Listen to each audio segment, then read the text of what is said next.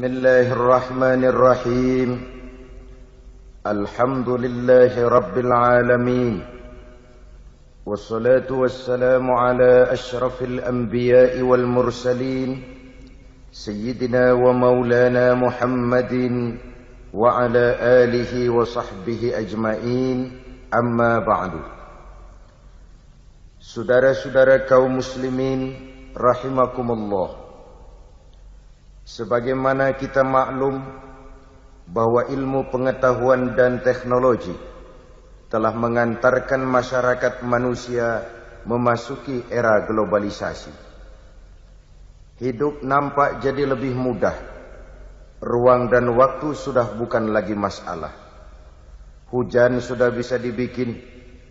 Kekurangan air minum bisa diatasi dengan penyulingan air laut lewat proses kimia. Kekurangan tanah pertanian bisa diatasi dengan merombak gurun pasir yang gersang menjadi areal pertanian yang subur, seperti yang tengah dilakukan oleh beberapa negara Teluk. Penyakit-penyakit akan berkurang karena kemajuan di bidang ilmu kedokteran pun sangat menakjubkan. Apa yang hari ini terjadi di Amerika, apa yang hari ini terjadi di Eropa, di Afrika, dan di berbagai belahan bumi lainnya, hari ini juga bisa kita tahu dari kamar kita. Tidak usah menunggu minggu depan, apalagi sampai bulan depan. Dari kamar kita bisa bicara ke mancanegara yang kita mau. Sementara dampak ibadahnya pun kita rasakan. Dahulu, tahun 50-an, kita orang Indonesia ini kalau pergi haji ke Mekah 6 bulan. 6 bulan. Orang sudah lupa kita baru pulang. 6 bulan. Waktu itu yang ada kan cuma kapal laut. Sementara Jeddah, Mekah, Madinah, unta. Sekarang orang berhaji cukup 1 bulan. Kemajuan ilmu yang menciptakan pesawat Boeing telah memotong waktu 5 bulan. Sebuah kemajuan yang juga menakjubkan, tapi juga memudahkan kita dalam melaksanakan berbagai aspek ibadah. Lalu sebagaimana biasa, setiap kemajuan mesti membawa akibat-akibat yang negatif. Pergeseran-pergeseran nilai yang barangkali memang sulit untuk terhindarkan. Ada satu pengalaman pribadi. Satu saat dalam perjalanan kembali ke tanah air, di dalam pesawat di sebelah kanan saya duduklah seorang Jerman, namanya Heiner Simonsen. Iseng saya ajak ngobrol, saya ajak kenalan, saya tanya si Jerman ini, "Mas," kata saya, "kalau pesawat yang kita tumpangi ini jatuh ke bawah, kira-kira apa yang akan terjadi ya?" Dia jawab, "Ya kita semua bakal mati." "Oh begitu." "Iya." "Oke. Apa sih mati itu menurut Anda?" Dia jawab, "Untuk tahu apa itu mati, kita harus tahu lebih dahulu apa itu hidup." Saya pikir nih bule bisa ngomong juga ini. "Oke lah, apa hidup menurut Anda itu?" Dia jawab, "Hidup itu kalau seluruh anggota badan kita bekerja secara normal. Jantung berdetak secara normal, paru-paru memompa darah secara normal, sel-sel tubuh bekerja secara normal, dan organisme tubuh hanya bisa bekerja dengan normal kalau kita memberi makan yang cukup, menu yang teratur, dan gizi yang lengkap." Saya bilang, "Jadi kesimpulannya apa?" Dia jawab seperti umumnya jawaban orang-orang kampung dia, "Hidup adalah dari tangan ke mulut. Life is from the hand to the mouth."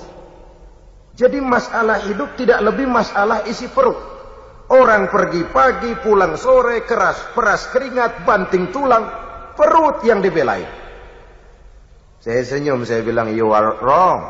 Sampean salah, ner. Sampean orang Islam bukan sih?" "Bukan." "Oh, pantas." "Kristen ya?" "Tadinya." "Loh kok tadinya, lalu apa sekarang sampean ini?" "Sekarang saya netral," dia bilang. Saya tidak beragama, tapi saya percaya kepada Tuhan sebagai pencipta alam. Saya bilang, kenapa kamu bisa netral begitu? Habis saya bingung, kata dia. Katanya Islam baik, Kristen baik, Hindu, Buddha baik, semua agama baik. Saya netral sekali, tidak beragama, tapi saya percaya kepada Tuhan. Saya bilang, kamu ini seperti orang mau beli celana lalu bingung. Yang satu bilang blue jean bagus, yang satu bilang Levi's hebat, yang satu bilang Switzerland wool bagus, celana ini bagus, celana itu bagus, semua celana bagus. Kamu bingung, akhirnya netral, tidak pakai.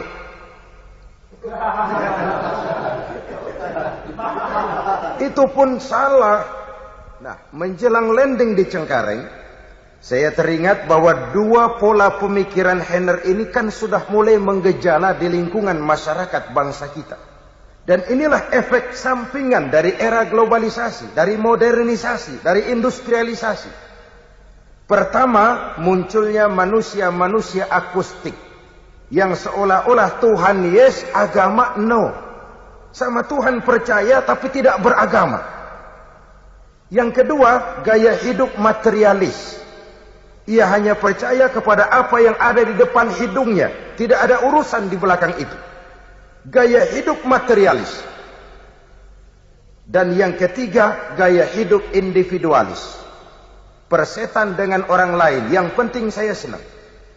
Tiga penyakit utama inilah yang merupakan sisi negatif dari era globalisasi. Untuk mengatasi masalah ini, pada pertemuan kita kali ini ada tiga hal yang ingin saya sampaikan. Pertama, keimanan. Kita semua menyadari 13 tahun lamanya Rasulullah berjuang di Mekah hanya untuk menanamkan asyhadu an la ilaha illallah wa asyhadu anna Muhammadar Rasulullah. Menanamkan iman, membina akidah, membentuk keyakinan. Dari situ segalanya dimulai dan ke situ segalanya menuju. Sebab gerak lahir manusia hanya refleksi dari gerak batinnya. Gerak batinnya sangat diwarnai oleh keyakinan yang dimilikinya. Dan keyakinan itulah yang kita namakan iman. Jadi pada saat kita berkata amantu billah, saya beriman kepada Allah, itu sudah ikrar. Kalau saya beriman kepada Allah, artinya saya tidak akan menyembah kecuali hanya kepada Allah. Saya tidak akan melarikan persoalan kecuali hanya kepada Allah. Saya tidak akan menggantungkan hidup kecuali hanya kepada Allah. Saya tidak akan minta tolong kecuali hanya kepada Allah. Saya tidak akan pernah takut kecuali hanya kepada Allah.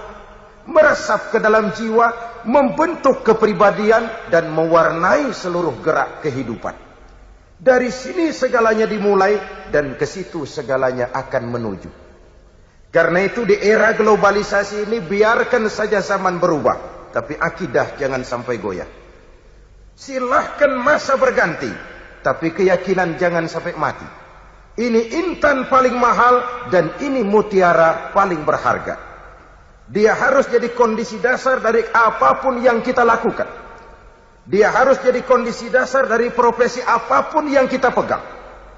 Ini yang harus kita jaga baik-baik, bahkan kita wariskan kepada anak-anak kita, generasi yang akan datang. Dengan iman kita ikuti zaman, insya Allah aman. Tapi tanpa iman kita ikuti zaman, insya Allah edan.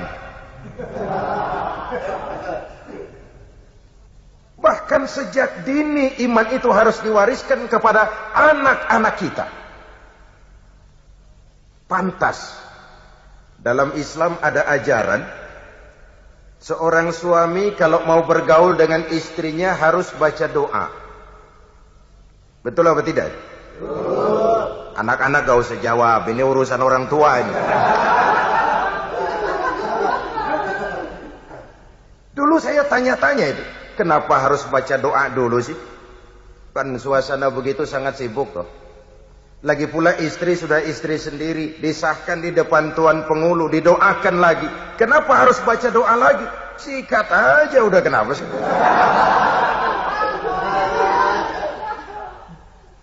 Jawabannya saya temukan dalam Ihya-nya Imam Ghazali, ada satu riwayat.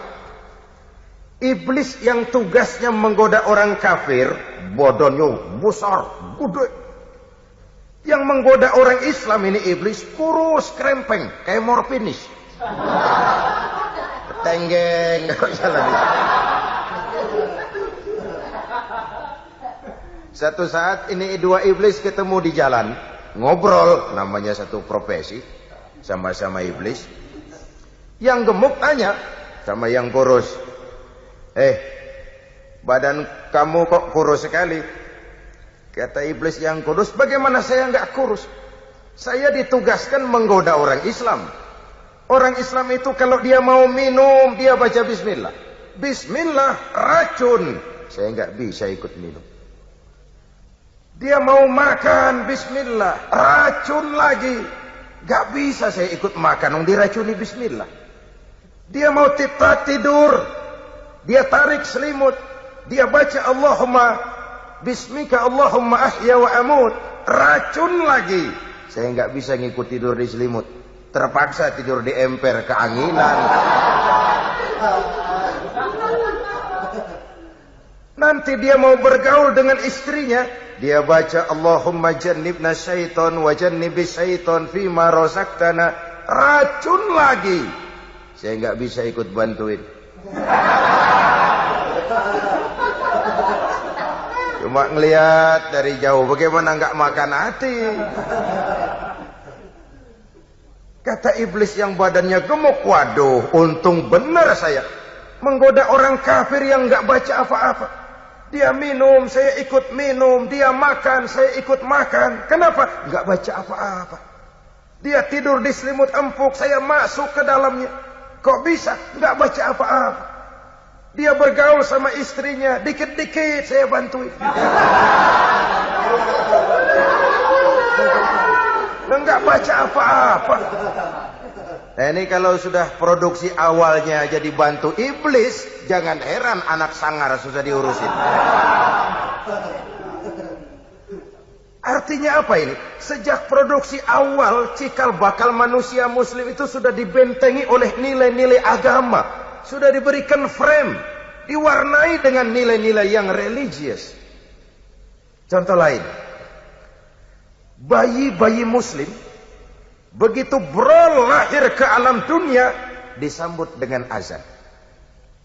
Apa ini? Menurut ahli pendidikan, bayi yang baru lahir itu kan ibarat kaset kosong. Kalau dipakai merekam, daya rekamnya kuat. Kalau yang sudah rada tua-tua itu ibarat kaset, itu kebanyakan rekaman udah. Itu nggak kusut juga lumayan. Apa aja masuk rekaman, beras habis masuk rekaman, anak bandel masuk rekaman, bini ngadat masuk rekaman. Maka orang kalau sudah tua ngapalin itu berat, kaset kusut. Bayi yang baru lahir kaset kosong, daya rekamnya kuat. Maka bayi-bayi muslim begitu lahir ke alam dunia, belum sempat dia dengar Michael Bolton. Belum sempat dia dengar merdunya trompet Kenny G. Belum sempat dia dengar Madonna. Belum sempat dia dengar yang lain-lain. Rekaman pertama yang masuk, lafzul jalalah, Allahu Akbar, Allahu Akbar. Rekaman pertama di atas kaset kosong, nilai-nilai iman yang diisi. Artinya apa? Anak-anak muslim sebelum ia bersentuhan dengan segala macam ilmu, sebelum ia kenal komputer, matematika, IPA, IPS, dan segala macam bentuk ilmu, yang harus pertama dia kenal adalah La ilaha illallah. Iman ditanamkan sejak dini. Kalau iman sudah tertanam baik, soal sekolah sih lihat bakatnya deh. Asal iman tanamkan dulu. Pak, ini anak saya dari kecil mah demennya main pistol-pistolan aja, Pak. Waduh, abri itu mang lah. Tanamkan iman. Selesai SMA, kirim ke Magelang. Masukkan akabri. Tapi iman tanamkan dulu. Nanti dia keluar dari akabri, jadi jenderal sekalipun dia jenderal beriman. Oleh karena jenderalnya beriman, lalu berjuang bersama-sama ulama, berjuang bersama-sama kiai. Saya pernah tabligh akbar dengan seorang jenderal. Ya Allah, jenderal berbintang 4. Sambutannya saya dengarkan bagus. Ketika datang waktu sholat, saya lihat sholatnya khusyuk. Jenderal berbintang 4, sholatnya khusyuk. Kan hebat. Kadang-kadang baru jadi hansip berhenti sembahyang.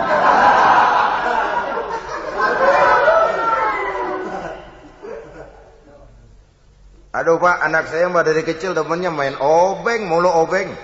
Montir tuh. Tanamkan iman. Kirim STM. Selesai, masukkan ITB. Anak kita boleh jadi teknokrat beriman. Jadi jenderal beriman. Jadi pejabat beriman. Jadi pengusaha beriman. Jadi maling.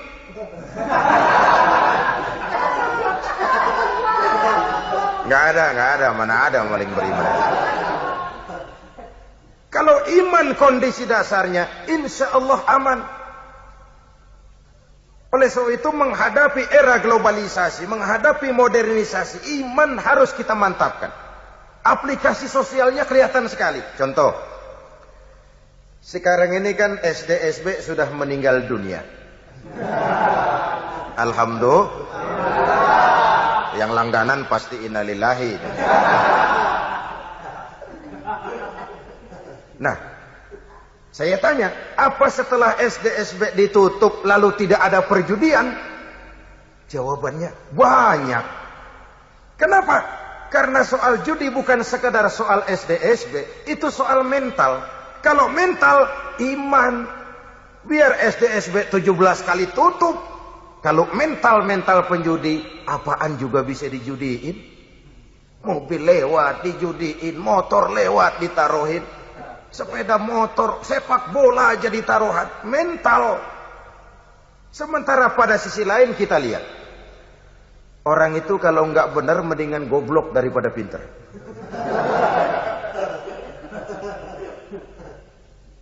Contoh, kejahatan itu kan ada 2 macam ya. Ada kejahatan kerah putih. Kadang-kadang pakai dasi. Bahasa kerennya white collar crime. Kejahatan kerah putih. Ada kejahatan kerah dekil. Kerah kotor, kerah kumuh. Bedanya apa? Bedanya dampaknya. Kalau kejahatan kerah dekil, biasanya yang rugi perorangan. Ayam hilang.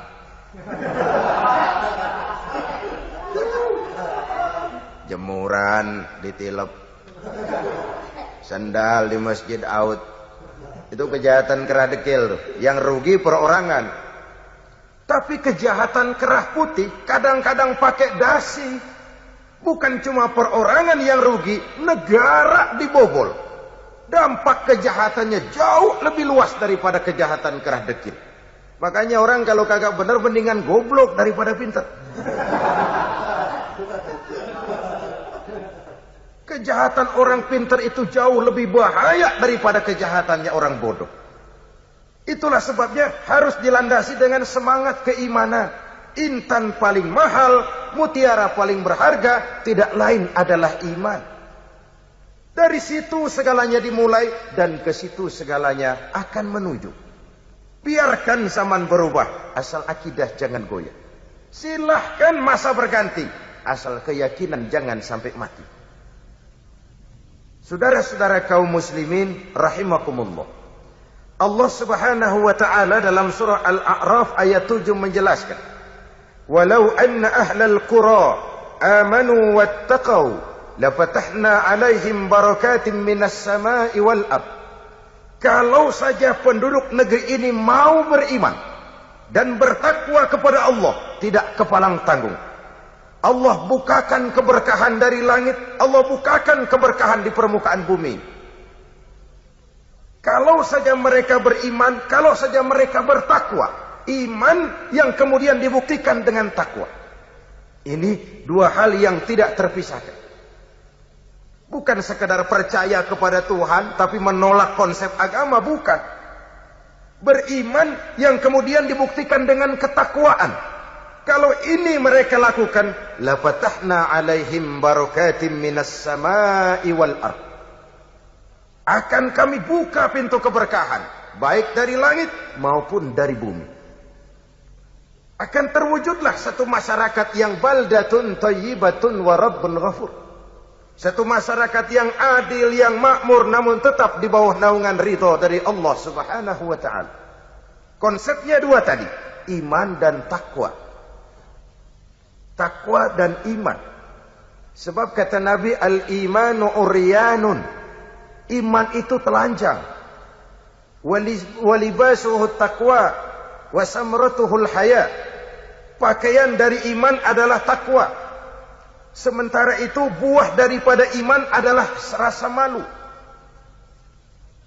Dengan semangat keimanan ini, maka manusia menyadari benar tentang hakikat dari mana dia datang, di mana dia sekarang, dan kemana kelak dia akan pulang. Ini artinya dia cari harta, tapi tidak menyebabkan dia terjebak ke dalam gaya materialis. Dia menjaga nilai-nilai kehambaannya di hadapan Allah. Dalam kondisi apapun dia tetap sebagai hamba Allah. Ini hal yang pertama. Iman jaga baik-baik, wariskan kepada anak-anak kita. Kalau iman sudah menjadi kondisi dasar, insya Allah aman. Masalah yang kedua adalah kebersamaan. Globalisasi melahirkan gaya hidup individualis. Padahal Islam telah menyelamatkan manusia dari ras diskriminasi. Dari manapun orang datang, apapun warna kulitnya, dari suku apapun ia dilahirkan, kalau akidahnya sama, itu saudara kita. Hadirin mungkin pernah dengar ada seorang penyanyi terkenal sebelum zamannya Michael Jackson, namanya Cat Stevens. Beberapa tahun lalu dia masuk Islam, Cat Stevens ini, lalu ganti nama Yusuf Islam. Setelah ganti nama, dia keluarkan dana dari tabungan pribadinya, hasil dia nyanyi dan rekaman selama ini, sekitar 2 juta dolar. Dia dirikan Islamic Cultural Center di London. Dari situ dia dakwah ke seluruh daratan Eropa. Satu saat ketika dia berada di Jepang, dia dikerumuni oleh wartawan-wartawan Jepang. Ditanya Stephen ini oleh wartawan-wartawan Jepang. Bahasa Jepangnya begini. Stephen, kunaon?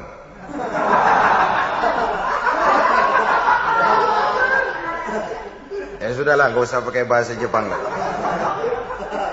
Stephen, kenapa kamu masuk Islam? Jawab Stephen, 2 hal yang menarik saya dalam Islam. Pertama, konsep iman, konsep Tuhan dalam Islam kok sangat transparan. Mudah dimengerti, boleh dipelajari mulai anak-anak sampai kakek nenek. Dari TK sampai perguruan tinggi, belajar tentang Tuhan dalam Islam. Allah ya Allah, Esa ya Esa. Lam yalid, walam yulad, walam yakul lahu kufuwan ahad. Laisa kamislihi syai'un, itulah Allah. Kok mudah dimengerti, mudah dipahami, transparan. Allah itu bukan manusia, bukan separuh manusia, separuh Tuhan, bukan Tuhan yang menjelma dalam diri manusia. Itu mah ruwet, jelimet, mumet.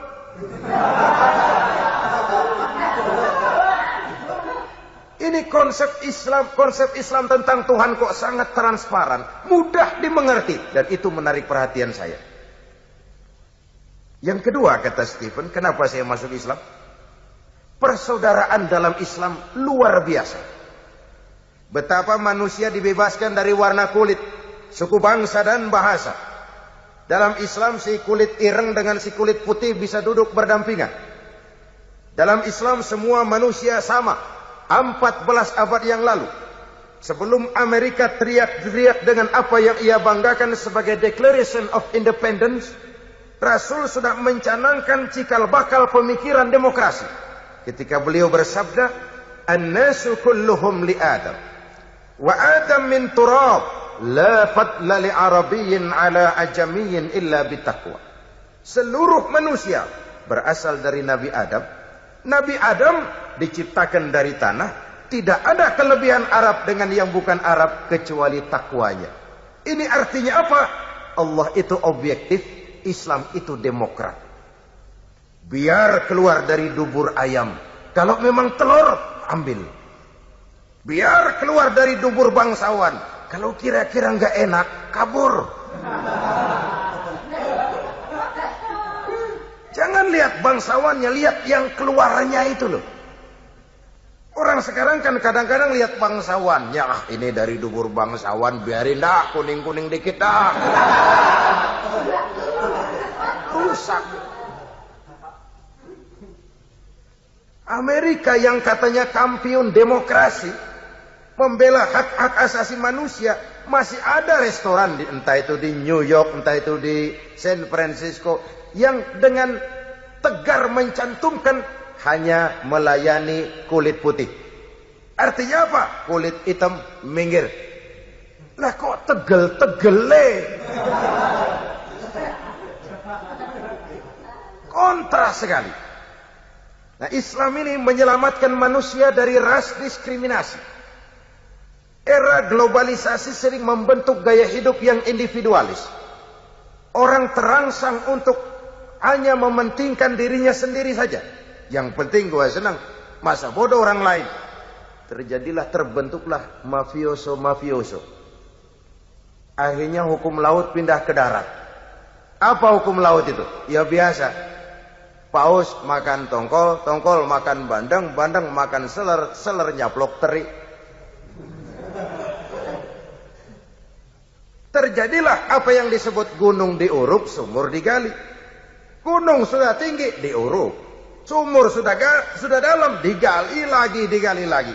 Maka yang kaya makin subur, yang miskin makin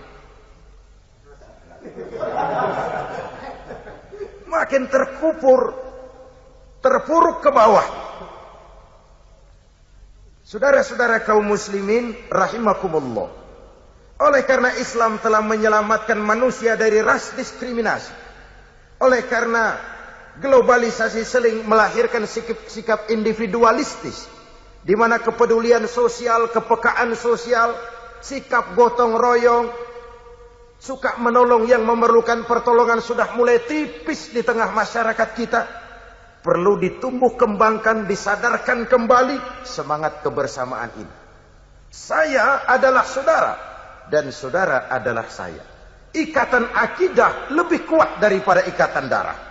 Dari manapun orang datang, apapun warna kulitnya, dari suku apapun ia dilahirkan, kalau akidahnya sama, itu kan saudara kita. Maka orang cinta sama kiai itu bagus. Fanatik sama kiai nanti dulu. Cinta kepada suku boleh, fanatik kepada suku salah. Dalam kebenaran kita harus objektif. Dan persaudaraan yang objektif, persaudaraan yang berlandaskan akidah. Kalau saya temani saudara cuma karena saudara kaya, percayalah kalau nanti saudara jatuh miskin, saya akan lari dari saudara. Kalau saya temani saudara cuma karena saudara berkedudukan tinggi, satu saat saudara jatuh pensiun, akan selesai persaudaraan sampai di situ. Tapi kalau karena akidah, kalau karena iman, itulah persaudaraan abadi sejak dari dunia sampai ke akhirat nanti. Saudara-saudara kaum muslimin rahimakumullah. Kalau kita perhatikan, berbagai aspek ibadah dalam Islam telah mendorong kita untuk menumbuh kembangkan semangat kebersamaan itu. Lihatlah betapa zakat menjembatani antara si kaya dengan si miskin. Betapa puasa menumbuhkan kepekaan sosial guna membentuk kepedulian sosial yang akhirnya akan melahirkan solidaritas sosial. Betapa ibadah haji telah mempersatukan dan mempersamakan manusia di hadapan Allah. Tatkala wukuf di padang Arafat, terbungkus pakaian berwarna sama, munajat kepada Allah Tuhan yang sama, mengikuti manasik Rasul yang sama. Dikala itu kita tidak tahu lagi mana yang jenderal, mana yang kopral. Kita tidak tahu lagi mana yang intelek, mana yang awam. Dan kita tidak tahu lagi mana yang konglomerat dan mana yang kere. Yang kita tahu, semua hamba Allah berkedudukan sama di hadapan Allah subhanahu wa ta'ala. Solat, bahkan kalau saudara lihat, solat yang kita kerjakan itu, sejak dari sarananya, masjid, sampai kepada solat itu sendiri, sudah menumbuhkan semangat kebersamaan. Siapapun masuk masjid, buka sepatu. Kopral datang lebih dulu, isi di depan, kopral. Jenderal datang belakangan, di belakang saja jenderal. Tidak ada tempat VIP waktu sholat. Sementara sholat itu sendiri, menghadap ke arah yang sama, melakukan gerak yang sama, membaca bacaan yang sama, mengikuti cara Rasul yang sama, menyembah Allah Tuhan yang sama, bahkan bahasanya pun sama. Coba kalau sholat pakai bahasa masing-masing, kacau aja masjid. Saya kasih contoh umpamanya, yang imam pakai bahasa Indonesia, takbir, Tuhan yang maha besar. Malaikat kaget kali. Masuk lagi orang Jawa Barat jadi makmum, takbir lagi, Gusti Allah nu agung. Malaikat, kata malaikat, nanaonan sila euy. Masuk lagi saudara kita dari Sumatera Barat jadi makmum, takbir lagi, Allah nan gadang. Ini sholat model apa? Semangat kebersamaan yang ditempa dan yang dibentuk lewat berbagai aspek ibadah. Posisi, profesi boleh berbeda, tapi kita bersaudara diikat dengan tali-tali akidah. Saya pernah memberikan tabligh akbar di Stadion Tambak Sari, Surabaya. Mengantar pertandingan sepak bola antara Persibaya Surabaya melawan PS Sarajevo dari Bosnia. Kata saya, ini baru kejutan ini. Sepak bola ngaji dulu. Cari model di dunia yang kayak begitu, nggak ada itu. Kata saya, dari sepak bola ada beberapa pelajaran berharga untuk melahirkan semangat kebersamaan. Apa? Misalnya, setiap kesebelasan pasti punya susunan pemain. Ada captain, ada striker, ada midfield, ada back, ada kiper, ada kiri luar, ada kanan dalam. Itu susunan. Tapi masing-masing sadar, Bung, kita ini satu kesebelasan. Kerjasama yang baik, ciptakan operan-operan yang akurat. Bukan soal siapa yang bikin gol, yang penting kesebelasan menang. Kalau rame-rame mau bikin gol, malah nggak gol-gol. Bisa-bisa kiper ikut nyerang, kan gawat kalau udah begitu. Jadi bahwa ada muslim yang jadi menteri, ada muslim yang jadi gubernur, ada muslim yang jadi bupati, ada muslim yang jadi teknokrat, ada muslim yang jadi seniman. Itu sih susunan pemain. Tapi masing-masing sadar, Bung, kita satu kesebelasan. Kesebelasan muslim. Kerjasama yang baik. Harus ada muslim yang jadi pejabat tinggi, memegang key position, posisi kunci. Pejabat tinggi tidak usah jadi ketua pembangunan musola. Cuma kalau ada musola belum selesai, operan mas, operan. Operan yang penting. Semen oper, pasir oper. Jangan individualistis. Waktu di bawah aja rajin benar baca ayat kursi. Begitu dapat kursi, lupa sama ayat. Individualisnya yang menonjol. Egonya yang besar. Semangat sosialnya berkurang, gotong royongnya berkurang, tanggung jawab lingkungannya berkurang.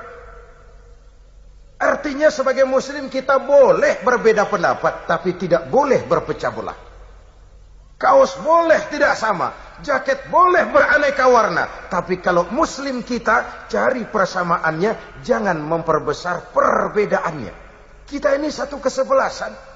Posisi boleh berbeda, tapi satu dengan lain harus saling memperkuat. Harus saling memperkuat. Karena musuh yang kita hadapi berat tuh. Kemiskinan, kebodohan, keterbelakangan, maksiat, munkarot. Kadang-kadang musuh kuat, teman sendiri dijigalin. Bagaimana nggak mau ambruk kesebelasan kita? Musuh kuat, musuh hebat, teman sendiri dijegalin. Inilah ironinya. Tertarung di kaki teman sendiri. Menggunting dalam lipatan, menjegal satu kesebelasan. Karena itu, walaupun posisi berbeda, kita satu sama lain harus saling memperkuat. Saya kasih contoh yang gampang-gampangan. Selama ini kalau kita bicara kebersamaan, selalu kita kaitkan dengan idiom formal. Ukhuwah itu kaos, kalau kaos nggak seragam, kagak temenan. Ukhuwah itu jaket, kalau jaket nggak samaan, nggak mau kumpul. Kuno. Kalau ukhuwah kita kaitkan dengan idiom formal, kita akan mudah bersekat-sekat, berkotak-kotak. Dan itu sudah lewat. Akhirnya ukhuwah kita sektoral, bukan saja lemah, tapi lambat mengantisipasi masalah. Contoh gampang-gampangan. Umpamanya ada 15 ustadz rapat nih, mau bikin rumah sakit. Insya Allah lama. Kenapa? Oh, semua buka kitab. Buka kitab semua. Nggak ada yang buka cek. Udah 3 bulan masih cari rumusan. Belum perbedaan pendapat. Tapi bayangkan kalau 2 ustadz, 2 konglomerat, 2 teknokrat, 2 pejabat duduk di satu meja membicarakan rumah sakit. Insya Allah rumah sakit cepat selesai. Kenapa? Ada yang buka kitab, si ustadz, rujukan basic, of course. Ada yang buka advice planning, si pejabat, si birokrat untuk penataan lingkungan. Ada yang buka teknik konstruksi, si teknokrat untuk pengamanan bangunan. Ada yang buka travel check, si konglomerat untuk pendanaan. Ini yang saya populerkan dengan istilah all men in all profession in one commitment. Walaupun profesi berbeda, walaupun posisi berbeda, tapi komitmen sama. Dan itulah ukhuwah Islamiyah. Ini catatan pertama dari sepak bola tadi. Kita ini satu kesebelasan. Yang kedua, tiap kesebelasan pasti punya pemain bintang. Saudara ke Brazil, Allahu Akbar. Di Brazil, sepak bola lebih populer dari agama. Orang lebih kenal Pele daripada presiden Brazil. Brazil melahirkan pemain legendaris kayak Pele, Didi, Fafa, Jair, Zino, Zico, sampai zamannya Romario dan Bebeto kemarin ini. Apa yang mau saya ceritakan? Ruud Gullit itu jenius, superstar. Kapan? Kalau didukung oleh 10 pemain lain. Satu kesebelasan namanya. Bagaimanapun hebat Ruud Gullit, kalau sendiri melawan satu kesebelasan, remek.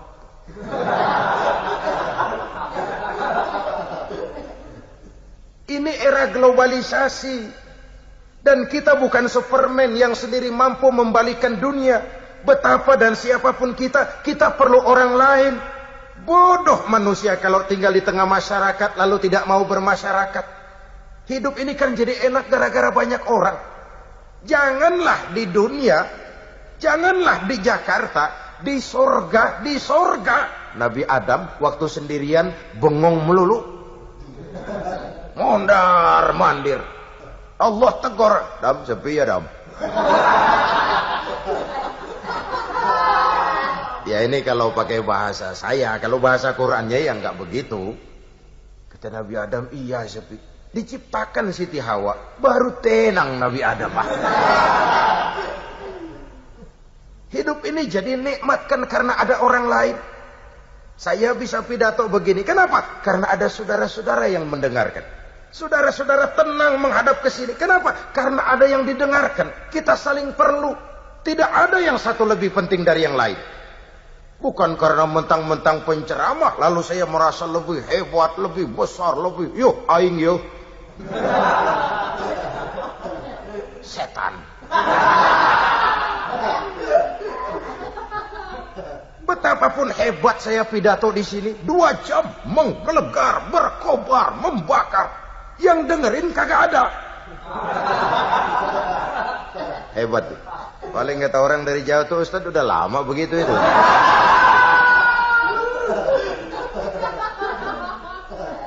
Inilah semangat kebersamaan itu. Saling asah, asih, asuh. Berbahagialah manusia kalau dia oleh Allah dijadikan keran. Keran itu nyimpen air, tapi bukan buat dirinya. Buat yang perlu. Rezekimu cuma lewat tangan saya. Rezekimu cuma lewat tangan saya. Satu kehormatan kalau manusia oleh Allah dijadikan keran. Kalau nggak berpikir begini, yang timbul sifat bakhil bin kikir alias pelit bin medit bin koret bin buntut gasiran.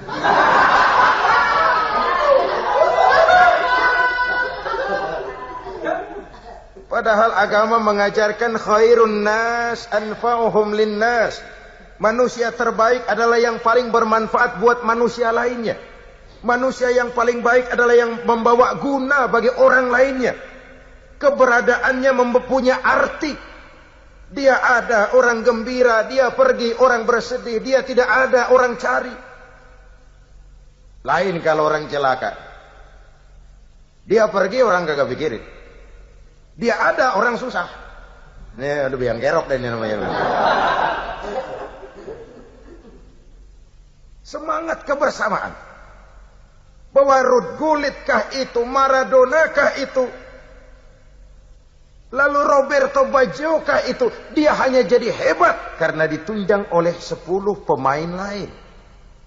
Inilah semangat kebersamaan.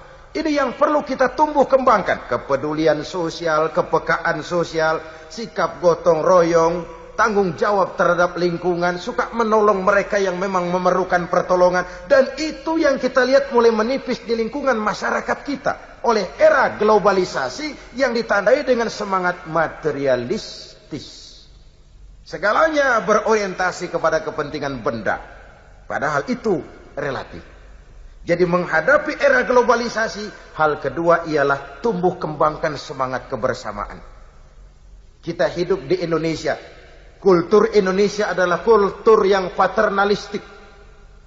Sikap gotong royong.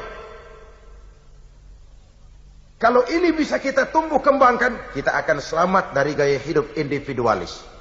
Tinggal di tengah masyarakat dan mau bermasyarakat.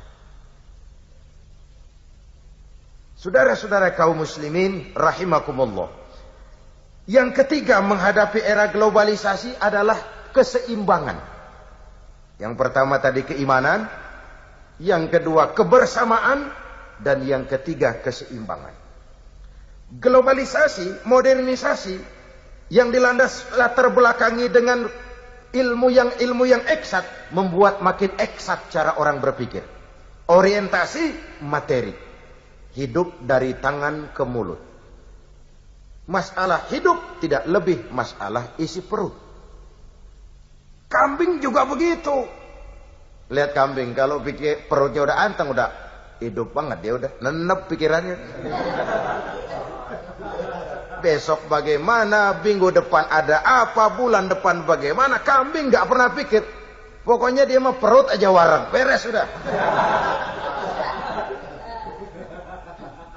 Padahal Imam Ali pernah mengatakan, orang yang hidupnya hanya memikirkan perut saja, maka nilainya tidak jauh beda dengan apa yang dikeluarkan oleh perutnya. Orang yang hidupnya hanya memikirkan perut saja, maka harga dirinya tidak terlalu jauh dengan apa yang dikeluarkan oleh perutnya itu. Itulah sebabnya Islam mengajarkan keseimbangan. Awas, ada hidup sesudah mati, ada akhirat sesudah dunia. Banyak ketidakadilan yang terlepas dari pengadilan dunia. Kalau kita dunia oriented, kita cepat frustasi. Tapi ada kehidupan sesudah mati, di mana tidak satu ketidakadilan pun yang akan terlepas dari pengadilan Qadi Rabbul Jalil. Di dunia kita boleh bersandiwara, di dunia kita boleh pura-pura. Tapi mampukah di sana kita berbuat hal yang seperti itu? Ada hidup sesudah mati, ada akhirat sesudah dunia. Ini lalu mewarnai cara hidup kita di dunia. Iya, saya sih emang benar pengen cepat kaya. Cuman kalau pakai makan renten nanti di kuburan bagaimana? Iya, saya kepengen cepat kaya. Tapi kalau nipu orang nanti di akhirat bagaimana? Iya, saya kepengen cepat kaya. Tapi kalau buka peternakan tuyul, itu nanti di akhirat bagaimana? Keyakinan kepada hidup sesudah mati, keyakinan kepada akhirat sesudah dunia, mewarnai cara kita hidup di dunia ini. Oleh sebab ada hidup sesudah mati, ada akhirat sesudah dunia, Rasul mengajarkan, bekerjalah untuk duniamu seolah kau akan hidup selamanya, tapi bekerjalah buat akhiratmu seolah kau akan mati besok. So, Islam ini bukan agama orang pemalas yang selesai sholat lalu berpangku tangan, menunggu keajaiban, menghitung bintang di langit. Tapi Islam bukan agama orang sombong yang setelah berusaha lalu tidak memerlukan Allah. Islam itu harmoni. Bekerjalah sebagaimana harusnya, bekerjalah sebagaimana mestinya. Gunakan teknologi yang paling canggih, pakai tenaga yang paling profesional, gunakan manajemen yang paling mutakhir.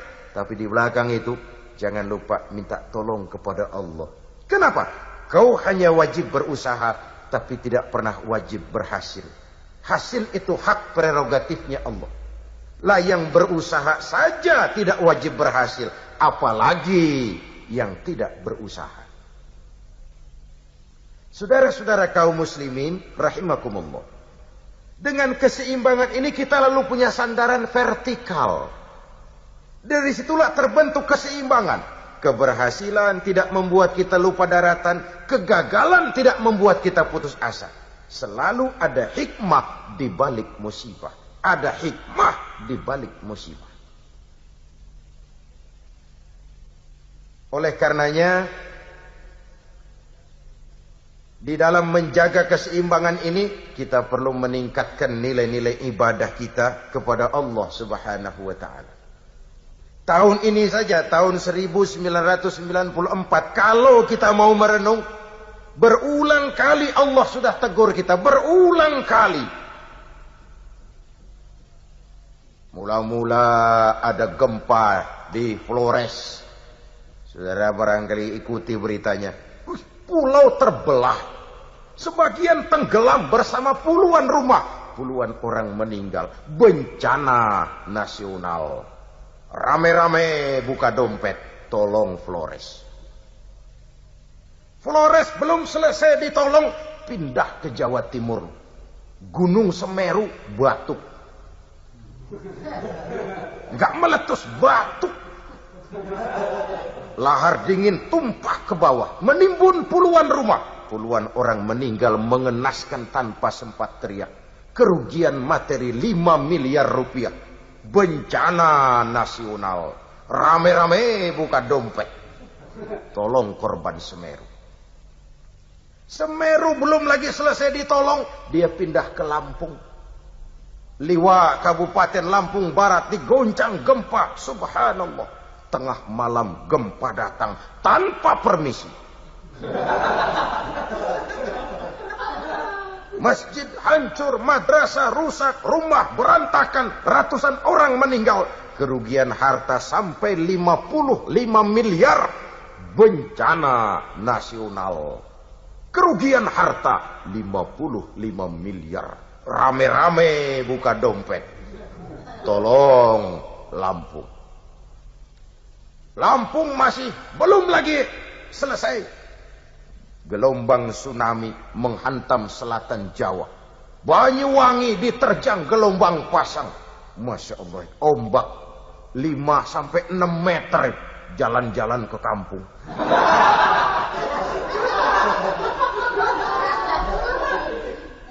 Pulangnya narikin orang. Korban meninggal 231. Bencana nasional lagi. Rame-rame lagi buka dompet. Tolong itu korban Banyuwangi. Kemarau panjang. Angin topan, gempa bumi, gunung meletus, gelombang pasang. Apa ini? Wah, itu kan gejala alam, kata teknokrat. Gejala alam. Bukan, kata Ebit GAD. Itu karena alam sudah bosan bersahabat dengan manusia. Kata Ebit. Tidak percaya? Tanyakan rumput yang bergoyang. Kata Ebit. Apa kata Quran? Wa ma kana Allahu liyu'adzibahum wa hum yastaghfirun. Allah tidak akan menurunkan azab sepanjang di tengah mereka masih banyak orang-orang yang istighfar. Kalau musibah silih berganti, bencana susul menyusul, mari mawas diri. Barangkali munkarat sudah merajalela. Barangkali yang ruku dan sujud makin langka, yang istighfar makin samar. Kadang orang masih berdalih, Pak, mungkin di Lampung kita tidak punya teknologi canggih, Pak, sehingga datangnya gempa tidak bisa dideteksi secara dini. Baiklah Lampung. Tapi saudara mungkin dengar, Los Angeles di Amerika pernah digoncang gempa. Bangunan ambruk, jembatan hancur, jalan retak. Los Angeles. Kurang apa teknologi Amerika? Tapi kalau gempa yang datang, cari dah teknokrat yang paling botak. Suruh tahan tuh gempa.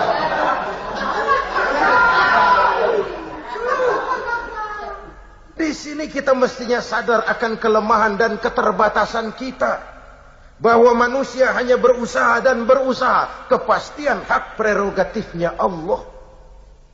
Sebab itu usaha zahir harus diimbangi dengan usaha batin.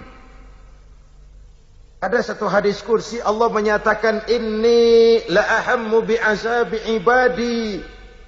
Kadang-kadang kata Allah, kalau melihat kekurang ajaran manusia, aku ini gergetan. Kepengen saja aku timpakan azab kepada mereka. Yang lupa daratan, yang tidak mau ruku dan sujud, yang zalim kepada sesama manusia, yang nyekek botol, yang banting kartu, yang macam-macam. Kalau lihat tingkah laku manusia, aku ini greget loh. Aku kepengen turunkan saja itu azab. Tapi kata Allah, ketika aku lihat orang tua yang sujud di keheningan malam, bayi-bayi yang menyusui, binatang-binatang ternak yang melata cari makan, azabku surut kembali. Rupanya ini peredam murkanya Allah. Orang-orang yang di keheningan malam dia bangun, dia sujud. Bayi-bayi yang tanpa dosa, itu peredam murkanya Allah. Kalau enggak ngelihat itu, aku ini udah gregetan.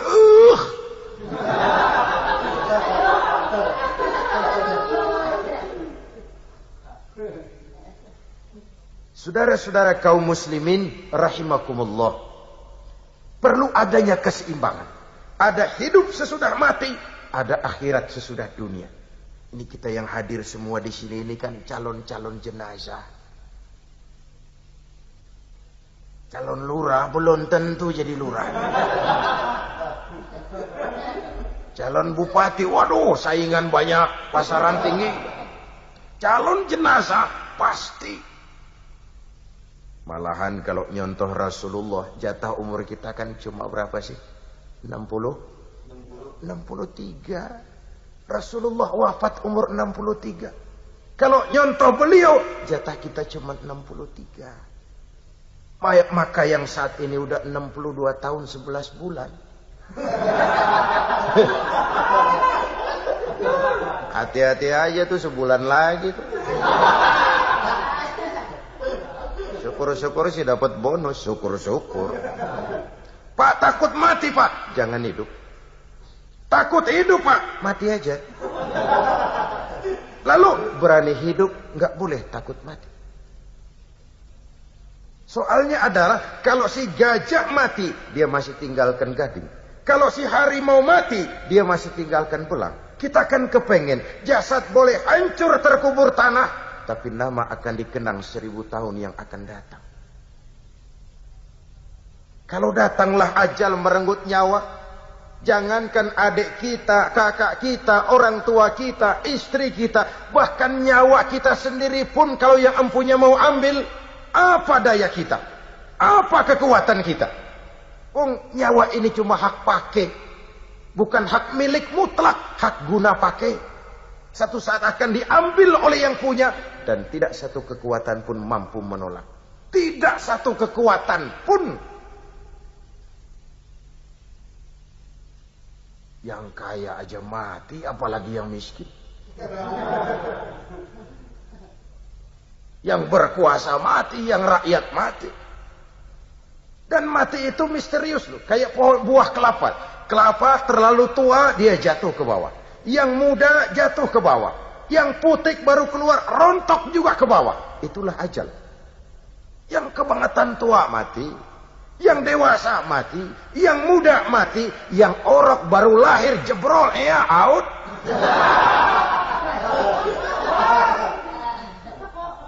Jadi jangan berpikir, saya masih muda, masih tangeh, ini mau mati. Jangan. Ini memang nanti, tapi nantinya bisa nanti sore, bisa besok pagi, bisa minggu depan, bisa bulan depan, bisa tahun depan. It is a mysterious problem.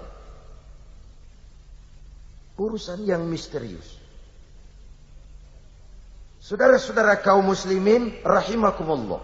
Saat dimasukkan ke liang lahat, dibawa, yang mengantarkan cuma 3. Keluarga, harta, amal, ngantar ke kubur. Sayang 1000 sayang, yang 2 pulang lagi ke rumah, nggak mau ikut masuk ke kuburan. Siapa?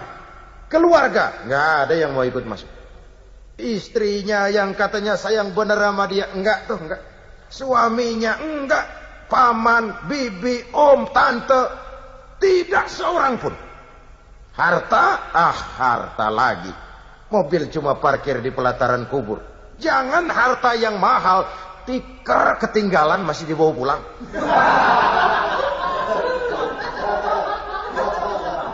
Udah rapi nguburin mau pulang tuh keingetan, tikar tuh tikar, ambil.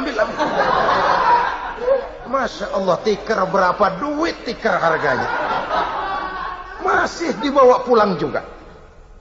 The best friend, teman terbaik yang menemani kita ikut masuk ke liang kubur. Amal yang kita kerjakan di dunia ini. Amal yang kita kerjakan di dunia ini. Selesailah dunia, kita berpindah kepada kehidupan yang berikutnya. Sebuah hidup yang penuh dengan pertanggungan jawab. Oleh karena itu, mari menghadapi era globalisasi, tingkatkan keseimbangan hidup. Ada hidup sesudah mati, ada akhirat sesudah dunia. Jangan terjebak pada pola pikir materialis. Yang ada adalah apa yang ada di depan hidung kita. Masa depan yang paling pasti adalah akhirat. Jangan korbankan kebahagiaan akhirat dengan kesenangan dunia yang sebentar ini. Jangan hancurkan bahagia abadi di akhirat dengan cuma mengejar kesenangan yang cuma sekejap di dunia ini. Beruntunglah kalau kita bisa meraih bahagia dunia, lebih-lebih juga meraih bahagia di akhirat. Sehingga tercapailah ideal dalam Quran, fid dunya hasanah wa fil akhirati hasanah. Kebahagiaan di dunia dan kebahagiaan juga di akhirat. Saudara-saudara kaum muslimin, semoga menghadapi era globalisasi ini, kita pandai memantapkan iman sebagai filter, menumbuh kembangkan semangat kebersamaan, kegotong royongan, jiwa sosial, dan menumbuh kembangkan semangat keseimbangan antara dunia dan akhirat. Inilah yang kita bicarakan pada jumpa kita kali ini. Insyaallah lain kesempatan kita jumpa lagi. Usikum wa iyaya bitaqwallah. Wassalamu alaikum warahmatullahi wabarakatuh. Waalaikumsalam.